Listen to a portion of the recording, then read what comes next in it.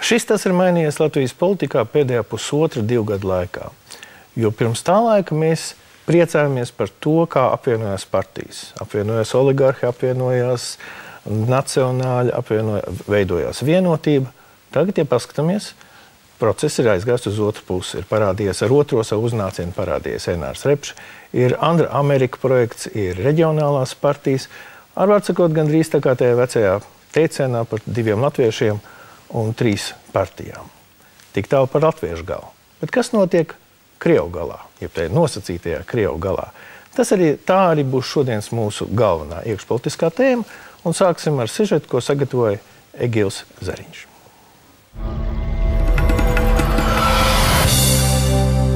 Politiskajā tirgū daudzi grib atvērt savu kiosku. Un ja mums šķiet, ka šajā ziņā naskāki ir latvieši, tad tagad pēc visas spriežot ir sasparojušies arī citi. Pirms mēneša Krievu presē faktiskais saskaņas centra līderis izteicās, ka rudenī latviskajā spektrā parādīsies veseli 3 jauni spēki. Bet būšot arī kāds Krievu projekts, un viņš par to jau esot lietas kursā. Nu, izrādās, ka arī par Krievu elektorātu ir sākusies īsta cīņa, un vairs nav pat runa par vienu saskaņas centra konkurentu rašanos. Es redzu 3, kas ap to tā vairāk. Tas ir grupējums, kas ir ap Lindermanu Osipovu, Gapoņenko, varbūt vēl kādu. Grupējums, kas ir vecāka vārda Ždanoka un viņas kolēģi, kuri ir politiski dzīvi. Viņi aktivizējās tagad ar pilsonības referendumu un tā tālāk. Un vēl ir eirodeputāts Aleksandrs Mirskis, kurš arī ir spilgts. Vispār jau PCTVL nekādi jaunie nav, bet tas lai nu paliek. Svarīgākais ir kas cits. Kāpēc sāk šķūbīties saskaņas monopola stāvoklis? Būtībā tas ir jauns pagrieziens. Sociologi saka, ka vispār jau aptaujās neparādās liela atšķirība starp latviešiem un krieviem par jautājumiem, kas katram ir svarīgākie. Tāpat ekonomika, tas pats bezdarbs un sociālā sfēra. Tad kas notiek? Referenduma inspirētās nacionālās atšķirības sāk dominēt? Šie nacionālie etniskie jautājumi, viņi patiesībā ir diezgan sekundāri. Bet tas tikai vienā plāksnē. Un tad, ja mēs ņemam kaut kādu citu plāksni, tad tomēr izrādās, ka ļoti lielai Latvijas iedzīvotāju daļai gribās, lai šos viņu sociālos un ekonomiskos jautājumus risina tie cilvēki, kuri viņiem šķiet uzticamāki un emocionāli tuvāki. Arī to var saprast. Tas, protams, nav labi, bet pie mums tā dēvētās latviskās partijas patiesībā jau nemaz īsti nemēģina uzrunāt vēlētājus, kas ikdienā runā krieviski. Un tad gluži loģiski šie cilvēki savējos saskata tajos, kas runā viņiem saprotami. Un runa nav pat tik daudz par valodu, cik par attieksmi, mentalitātes līdzību un politiskajiem signāliem, ko viņiem raida. Bet arī te likās visai ērti saimnieko saskaņa. Mūsuprāt, ir svarīgi 2 atslēgas vārdi. Pirmais jau piesauktais referendums.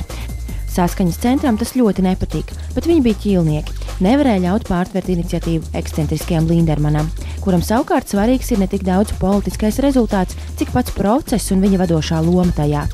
Un otrs atslēgas vārds ir Jānis Urbanovičs. Viņš var patikt vai arī dziļi riepties, taču viņš pašlaik ir viens no visviltīgākajiem un rūdītākajiem Latvijas politiķiem. Sajūtis sev pakausī jauno un dusmīgo ala Lindermans elpu, viņš kā šahā sāk kombinēt 10 gājienus uz priekšu. PCTVL viņš par nopietniem konkurentiem neuzskata, bet šo nišu grib aizņemt citi. Lindermans un ko neslēpj, ka jau tuvākajā laikā plāno izveidot politisku apvienību.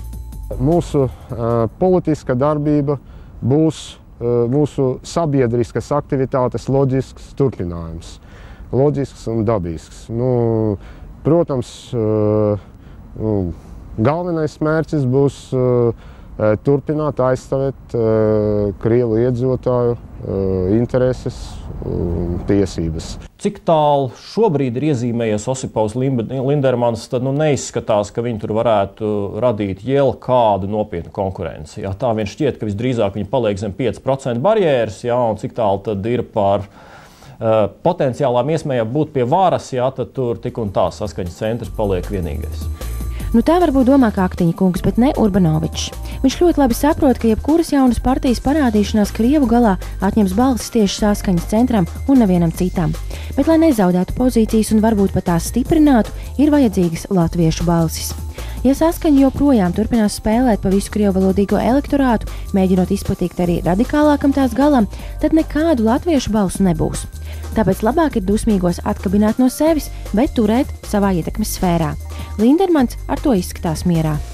Un, protams, mēs esam konkurenti. Tomēr es ceru, ka mūsu konkurence būs pieklājīga. Pašvaldību vēlēšanās vairākas pilsētas, un es pieņēmu, ka Rīgā arī Lindermanis startēs kopā ar Ušakovu. Tātad Lindermaņa eventuālā partijā būs vienā sarakstā ar Ušakovu partiju. Ja tā, tad tomēr ir maz ticams, ka latviešu balsis tā vienkārši nāks klāt. Jau tagad latviešu atbalsts saskaņai rūk.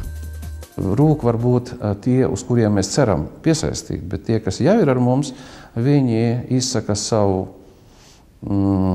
neizpratni vai nepatiku par notiekošo, bet viņi neiet prom. Lai nu tā būtu, taču ir skaidrs, ka saskaņa kopā ar Lindermanu tāpat elektorātu nepalielinās. Respektīvi, viņi var tikai pārdalīt tos 30%, kas saskaņā ir šobrīd.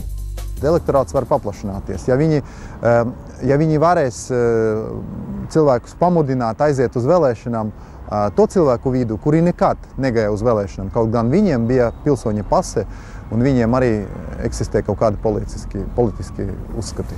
Viegli to dabūt gatavu nevarēs.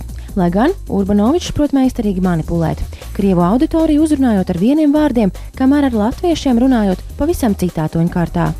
Ja kāds atradīsies, kas uzrunās mūsu vēlētāju, mani tas nebaida. Viņam būs drusciņi par Urbanoviču, par Ušakovu jākļūst. Kaut vai drusciņi.